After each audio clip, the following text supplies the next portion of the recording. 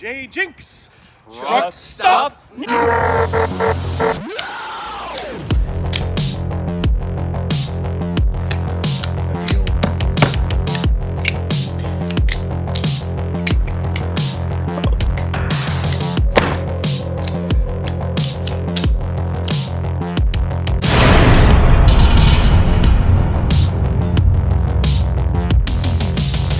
And just like that, we're back for more. Well, I'm gonna start off, or pick back up, with a couple of knives that I bought from Blade HQ, their Virginia branch, which I've been there probably like 4 times at this point, and I only got a couple of things. So we'll start off with this knife. Very, very distinct packaging. Looks like a gun magazine, and that's because this is one of the Kalashnikov automatic knives. So maybe a couple of years ago, they kind of... Blade HQ made like a joke post about picnic-themed knives. And I guess it picked up enough traction that they actually made them. So... what we're looking at here is their kind of regular-sized Kalashnikov automatic with, it's corn. It's a corn knife. And they also had the hot dog knife there, and of course lots of donut knives. So yeah, it's the Automat Kalashnikov 74, and it looks like corn. It's basically got like a decal on it to make it look like corn. And one of the unique things, the reason why I chose this knife over any of the other picnic ones was the serrations. Now the guy he called them something I haven't heard these called before. He called them reverse serrations. I'm guessing that's because they kind of bulge outward instead of going inward. And it actually kind of follows the shape of the corn kernels, like on a cob, and that's why I was like, that's great. I'm not a serrations guy, but I can appreciate this. And I do like the colors. That is a perfect zombie neon green, in my opinion, and it goes with the yellow so well. And, well, that's all there is to say about that. It is the Blade HQ exclusive corn cob Kalashnikov Model 74. And that's kind of all there is to say about it. I think it really pops color-wise. You are not going to lose this knife, not even in a cornfield. It's great in that way. And the other one, also by Boker, the Plus brand. So a few years back, I picked up a Boker Strike knife in the theme of Boba Fett. Remember when everyone was making these?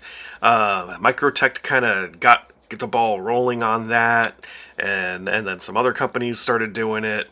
And then Boker stepped in with their Striker knife, and I thought these would sell out quickly because they pretty much always do. But in this case, it did not. Everyone said it's ugly.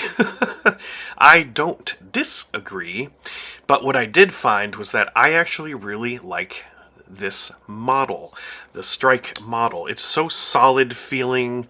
It's heavy, but like in a good way, you know what I mean? Tolerances are tight. There's just a lot of things to like about it. And the folks at Blade HQ were saying that their feedback was, compared to the Kalashnikov automatics, people actually are starting to prefer these because it has a safety, and the Kalashnikovs do not. Anyway, this video is not about this knife. It's about this one, the Boker Strike Mini. Yes, they... just like they did with the Kalashnikov, they make these in different sizes.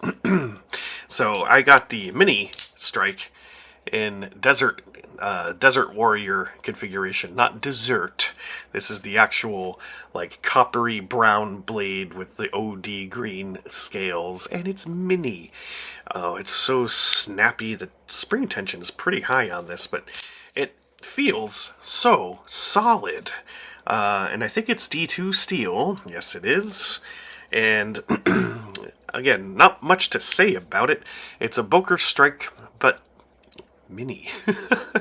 Deep Ride Carry, non-reversible though. It was reversible on the full-sized version. I'm sorry, you could switch it to tip-down carry if you'd like, but reversible meaning it goes on the other side. I misspoke, it does not. So you're stuck with this position for the pocket clip. I'm fine with that, and it's just fun. This is just a fun knife. It's big enough, or I should say, it's small enough that it actually could fit into the fifth pocket of your jeans. All the contouring and jimping and whatnot, it just works so well. Like, my fingers fall off where the handle ends because it's so stubby, but not in a bad way. I feel like I'm in total control, and I can't wait to carry and use this knife. It's going to be a lot of fun. I am a fan. I might have to collect more of these. Other than that, the only things I got from Blade HQ were freebies. My girlfriend actually chose these. Here's a donut with a disembodied mouth, somehow that's like over the hole there, carrying a knife, and it's got 3 fingers and a thumb. The other one is themed after the wiener knife. Ask me about my wiener. And they actually spelled wiener correctly, which is kind of funny because a misspelling is how the whole food-themed knife lineup actually came to be. And then, I was going through the Blade HQ bag I just showed. I didn't realize that they had snuck in another freebie. I didn't know that they put this in there. It's one of those challenge coin things, which I don't really understand that whole thing. I guess it's like a military thing. I don't know. The Grim Reaper on it, and it says, "You can't cheat death." Very menacingly holding what looks to be a competition chopper, perhaps? And on the other side it says, "But you can impress him with your knife collection." And it's got the Blade HQ logo and a knife with the Blade HQ logo on it. No idea what I'm going to do with this thing. It's pretty heavy. I don't know what it's made out of. Brass, maybe. I'm not a coin collector, but I will keep this one because I got it from Blade HQ for free. They just tossed it in there. They usually do that. It's usually stickers. One time I got one of those rubbery mat things. So, good place, good people. I've got more, believe it or not. So, one of the neat things about North Carolina, especially in the Appalachians, they have a ton of antique stores. Really big ones, emporium-sized. And I went to a few. It's just something to go and, look at stuff, and it's fun and interesting. And in one of them, I spotted in a display case for, I think I paid $9 for this. So I saw this sitting in a cabinet. It was marked 50% off. It was $20, so I got it for $10. It's a hobo knife, a hobo tool, as they say. And it looks pretty old, but I don't know anything about it. I saw it, and I bought it. But I have a few hobo tools. I'd really like to get one made by Case. They do make them, though not often, and they're very expensive because, well, Case. But the ones I do have, I think I have one by, what's that Bud K associated brand? Kissing Crane, and some various other ones. And one of the complaints I usually have is that the spoon is oftentimes just really, really small, and the bowl part of the spoon is really, really shallow. This is a proper spoon. Stainless steel on the back of the spoon, although the stain part is not there. I'm guessing they stamped that before bending it, and somehow the stamp didn't go all the way. And there's also a number 4 on it. Maybe that's like assembly order or something. And then the fork, same thing. Some of the hobo tools I have, the fork is just really, it's first of all, flat. Not like, the forks are not like curved at all. They're just prongs. And It's just not very usable. But in this case, again, it is a proper full-sized fork. This is what I would want if I were a hobo. You got your fork and you got your spoon. You got everything you need. Almost everything. Of course, there is a knife blade in here, along with more tools. A lot of hobo tools just come with fork, knife, spoon.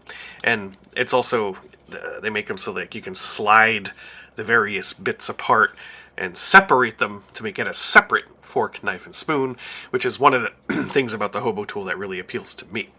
So before we go much further, I will note there is a bale. It's pretty big. And I don't know what the scales are made out of, but it's more than likely some kind of plastic. You can just tell by the way it's kind of cut. That's molded, and then cut into, and then this cut out for the fork. That wouldn't work very well with bone, I don't think. They kind of had to use some kind of plastic. But it still could be really old. I mean, if that's Bakelite was invented in, like, what, the 1910s or something? It also says stainless steel on the back of the fork, and this time the stamp made it all the way through, but I don't see a number anywhere, so I don't know what that number was about. So the other tools, we have quite a few of them. On the back, there's a half, up to the halfway point, there are these little tools. You got a cork screw, and I've not tried opening these, but oh, actually, they're not that bad. I thought they would be like rusted shut. Quite a lot of patina going on. You know, this probably started off as shiny steel. Whatever they made the spoon and fork out of is different from the metal they used for the rest of it. And then looks like a file. Interesting file. It's kind of like swelled toward the tip. Then there is what is probably an awl. There is a thumb nick, but it's real shallow. Fortunately, I do have nails. Let's see if I can get... Oh, God. I have nails at the moment. Let's see. There we go. And here's the awl. That is a very blunt awl. Wouldn't work very well, in my opinion. And there's no hole in it, which... that's interesting. I don't see any markings yet. I haven't really... Oh, look at this. Markings in terms of like who made it, where it was made. This is my first time kind of opening it. Here you can see where the patina was kind of... I guess the before and after. We have a combination can opener and bottle opener on one tool. I have not seen that before. As far as I know, that's not common. And you can see the patina kind of creeping in from the top. There's a little bit of rust at the end. Is there any nicks there? I'm looking for signs of use. And I mean, it looks used to me, which makes it even more interesting. Gives it some more character. There's scissors. Yep, the spring is still intact. So, like, again, I don't know how old this thing is. But the fact that piece of steel is still in there, sprung. You know, I've had knives that are like less than 10 years old where something like this would snap.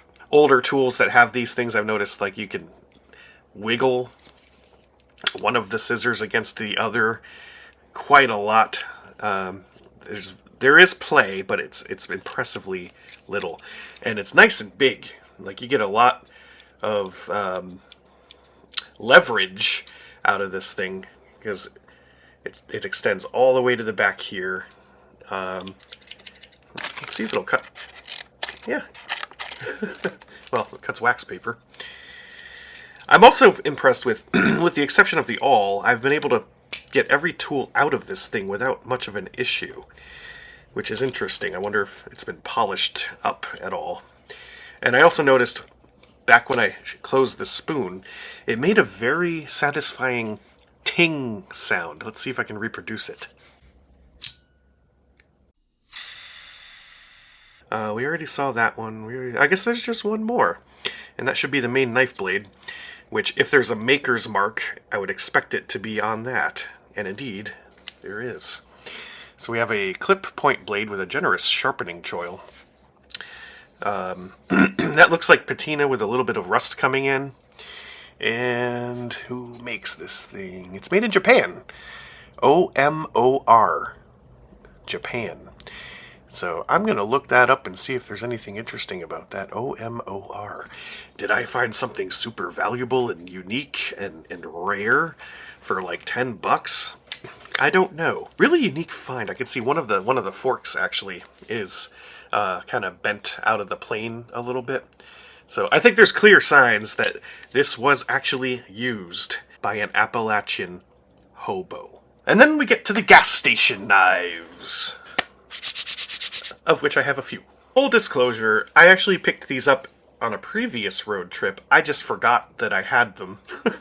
So I'm just going to pretend that I got this knife on this road trip. And you'll never know, except I just told you. What drew me to this knife, which I actually got at a flea market in Florida, was the scales. That reminds me of like the water graphics that you'll see in an Atari or a Nintendo game. You know what I mean? And that's the only reason why I bought it. The blade has a little bit of a goofy thing going on. You got a reverse Tanto drop point blade. The edge curves upward, and then you have this awkward looking, like, there's a piece missing here, you know? But it does kind of remind me of something that maybe Zero Tolerance would make. And there's the price tag. I did not pay $9.99 for it, because if you bought two, then they were only $4 each. So, naturally, I did. It is open assisted. The centering that's pretty bad. Check for play. There's a hint of play. That might be able to be solved by tightening it up. The other side is sadly just black plastic, and you do get your lanyard slot. There's some unusual jimping on the back. It's almost like, it kind of reminds me of, I don't know, I guess it's just ridges on like a crustacean or something, which goes with the nautical theme. They are not comfortable. They're a bit too pointy, but otherwise the comfort's okay. Nintendo water-themed knife. Here's the other one I got. Wabam! Oh, yes. Had to get it. It's got a Terminator head on it with pink eyes, metallic lightning shooting out, and then, just to emphasize the point, another infant-sized Terminator head. A little bit of a steampunk fantasy theme going on, with the exaggerated depressions, cutouts, or whatnots on the spine of the blade. You got a gear-shaped lanyard hole. There's a flipper gear, but you've also got thumb studs, and it is assisted open, but just. Pretty weak spring on that. Let's try the flipper tab. Get a little more force that way. The lock-up is better on this knife. It's in a good spot. And here's the blade. Very interesting looking recurve. It's a little funky how it kind of bulges out, recurves back up, and then back down. I've seen that kind of blade curvature on one of the MKM Isanzo models, which I almost picked up because when I was at SMKW, all of their MKM products were on sale for 25% off. Problem is that they're so expensive anyway that I just couldn't justify the cost for the little tiny Isanzos. I regret it a little bit though, because if you're going to get one, 25% off is a great deal. But this knife I got also at a discount for buying in bulk, and this is a purchase I definitely don't regret. I love the way this thing looks. The Terminator theme it's just chef's kiss. I wonder how much money they paid for the rights to that. I got another one. Now this one, this was the very last knife that I picked up on the way out, back from my destination. I have not heard of this brand before. I got this from a Love's gas station, truck stop. One of my favorite destinations on a road trip. And they had a whole display case with AI blades in it. So, not being familiar with that brand and me being at a Love's, I had to get one. And I got one of the most ordinary looking ones of the lot. It's orange Realtree. But what really, really drew my attention to it was the locking mechanism. Remember when the patent for the Axis lock expired from Benchmade, and then you started to see other companies put in the Axis locks. They might call it something else, but we all know it as the Axis lock. And then after many, many years it took, Walmart started putting them into some of their Ozark Trail knives. This is the first time I've seen a gas station knife with an Axis lock. I think I paid like $13 or $14 for it. $15.99 rather. There's not much to say about it except it's got an Axis lock. And that alone, it was worth the purchase. They were all different. Actually, there were only two. They were both display models. They were completely out, except for the display models. So this is one of those. And so the fact that, like, the cabinet, you know, they have a smaller, like a cabinet underneath the display part. They open it up with their key, and it's just boxes and boxes in there. The fact that this particular one sold out, and they still had a ton of boxes in there, I think says that I'm not the only one to recognize that this is an Axis lock knife. Which I hope that's true. I think that's kind of interesting. A couple other notable things about this knife. Well, it's got a drop point blade. I guess the centering just has to be not rubbing on the edges, because it's an Axis lock, not a liner lock. Got a flipper tab, deep ride carry, partially recessed. The screws are not. That's the only place you can put it for the for the tip up carry. And look what else they do. See the liners in there? They are recessed. AI Blades is doing some things right. Some things that I prefer, actually. It's a cheap plasticky handle with some kind of honeycombed dimpling going on down the middle. That works. You get these interesting features at the raised points where the graphics have rubbed off a little bit, and it almost kind of makes it look like an invisible net that you can hardly see, or something like that. And then the back is just filled in. There's no spacer, it's just they filled in the whole thing with the other scale. Pretty unique find, in my opinion. My first gas station truck stop knife with an Axis lock, and for some reason, it's also open assisted. Pretty good tension on the spring, too. Starts about here, and you reach the point of no return about here. I got one more knife.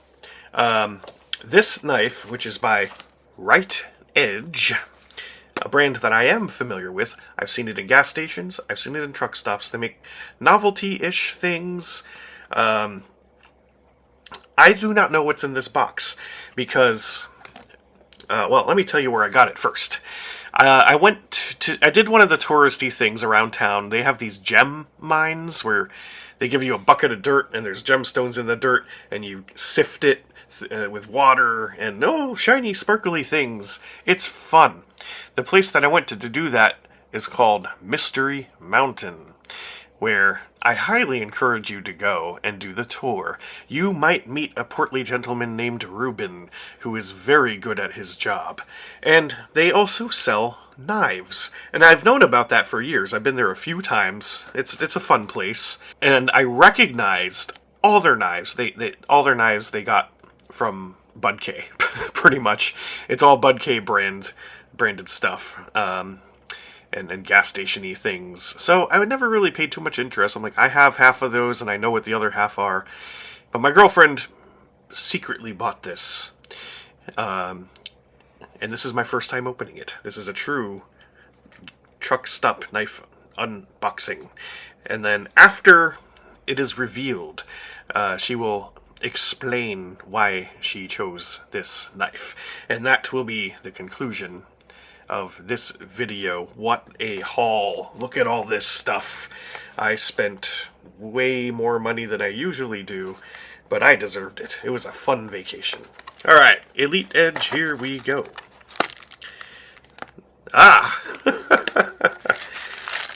Very, very much approved. It's one of those Batarang style knives with really handsome looking purple lightning coming out of not Batman's cowl, but maybe a moth cowl. Well, obviously it's shaped like a bat, so that's a bat cowl. We have 2 blades, and let's see what happens. Yeah, they are open assisted. There's 1, and there's 2. That was a very spongy feeling spring, but what do you expect from something like this? I like the 2-tone blades. I don't normally go for that look, but when the lines are very curvy and exaggerated, I think it works much better. You basically have the swedge and then the grind that are exposed, and then the rest of it's coated black. You've got some speed holes put in there. Comfort, these knives are never comfortable. They're not made for that. They're made for looks. And they're both liner locked. Let's see if I can...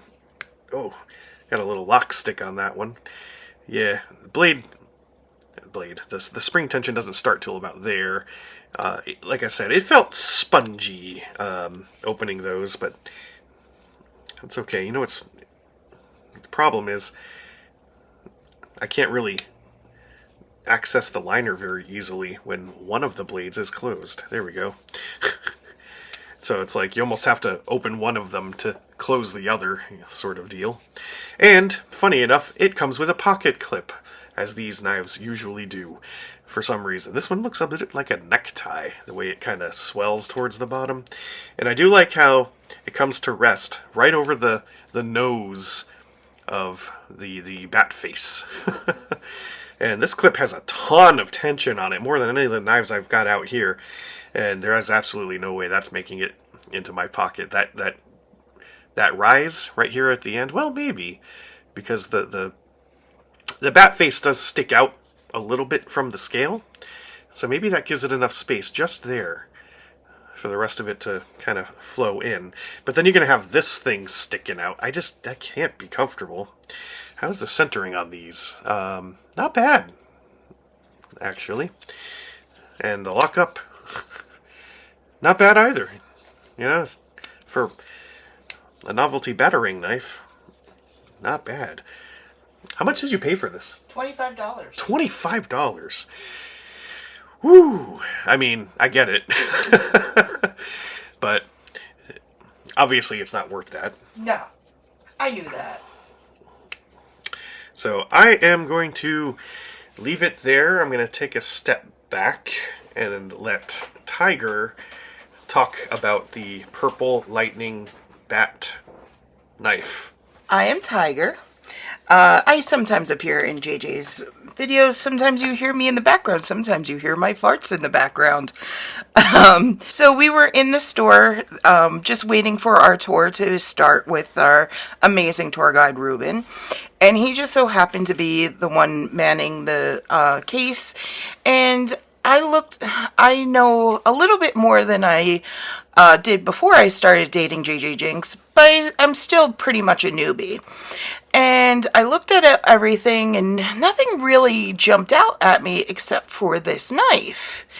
And I was like, if it's more than $30, I'm not going to get it. And it was $25.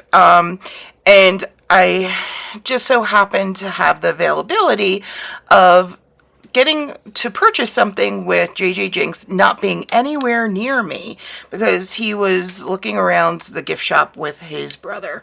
So I was like, this sticks out to me. It's the perfect price. It kind of became a fun thing. I tried to get JJ Jinx to look at everything and try to guess which one I chose because I didn't tell him. And he did pick another knife. It was a standard knife and it had like a greenish background with bats flying. And I giggled and I said, close. It just was fun that he just so happened without any knowledge picking a knife that had bats on it when I picked a bat knife. And that's it. So of the other knives on the table, which one's your favorite? Well, I do like that this was like you had to. It was the last one. It was the display model. I do like that. You did get display model onlys at Blade HQ. That's right. The couple there were very, very nice too. I do like this one that we chose, the fact that we got the serrated blade, because the one that was the regular drop point, it was non-serrated. It just wasn't as impressive. This one definitely poked out at me. Now, I did not know about this one, and it looks really super cool. I looked up that name brand in Japan. If this is exactly it, there is a few videos, but it was made between the 50s and 60s after the Japanese War or something like that. And apparently, like, a lot of people, it's handed down to their grandsons and stuff like that. That I just did a very tertiary, whatever that word is, cursory search. And I didn't want to click on the YouTube videos because I didn't want the audio to go blasting while you were filming. But it seems that a few people have taken them apart and customized them on YouTube. So there are not many videos about this, but there are a few. And apparently that brand name, it is known to make hobo knives. Oh, okay. So, yeah, if it's this one, it was made in the 50s or 60s. Cool. So this, I would say, because I haven't had a chance to play around with it and didn't even know about it, I want to say this is going to be top. Okay, so thank you for watching. As always, JJ Jinx, truck stop. No!